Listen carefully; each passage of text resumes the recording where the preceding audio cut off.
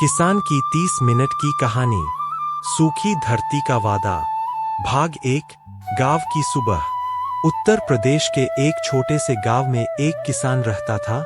उसका नाम था रामू। रामू बहुत मेहनती था। सुबह सूरज निकलने से पहले ही उठ जाता, बैलों को चारा देता और खेतों की तरफ निकल पड़ता। उसका छोटा बेटा चिंटू हमेशा पूछता, बाबा, आप इतना काम क्यों करते हो? रामू मुस्कुराकर कहता, बेटा, किसान मेहनत करता है तभी सबके घर रोटी पहुंचती है। गांव में हर तरफ हरियाली थी, लेकिन इस बार मौसम थोड़ा अलग था। बादल आते थे, मगर बारिश नहीं होती थी। धीरे धीरे खेत सूखने लगे। भाग 2। चिंता का समय। एक शाम रामू अपने खेत के बीच खड़ा था। सूखी मिट्टी उसके पैरों के नीचे टूट रही थी।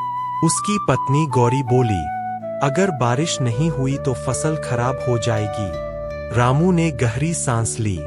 उसने गांव के दूसरे किसानों से बात की। सब परेशान थे।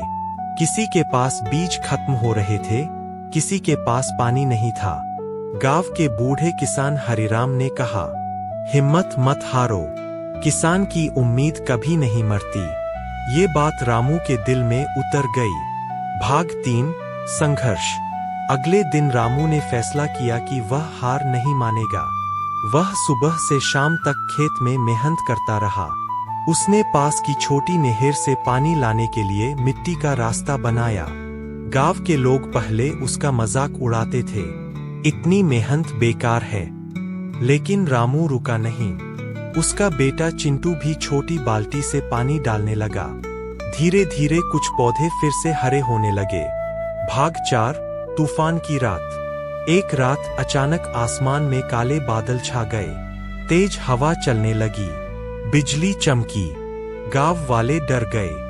फिर अचानक मूसलाधार बारिश शुरू हो गई। रामू खुशी से आसमान की तरफ देखने लगा। उसकी आंखों में आंसू थे। लेकिन तभी तेज हवा से खेत का बांध टूट गया और पानी तेजी से बहने लगा।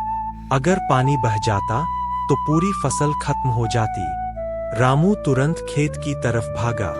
उसके साथ गांव के दूसरे किसान भी आ गए।